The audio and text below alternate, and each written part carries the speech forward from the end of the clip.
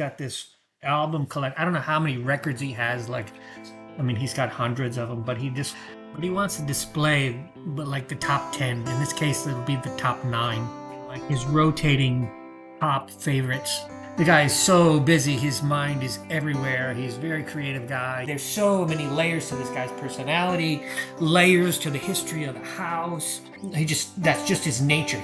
So the concept for this whole project really was to express something about these layers, how they're so, in each layer they're similar, but even the layers, the pieces of the layers are similar, but they're all so different and unique. For the wall, it's a series of panels that are layered on each other. I always wanted that door to just go away. A number of these panels connected together and they slide open, so there's sort of this hidden door. But then within each of the species of grain, the cut is so different. I mean, they're all so beautiful. These panels create a sort of a field, a backdrop. And then the record album frames, they just sit on a little shelf.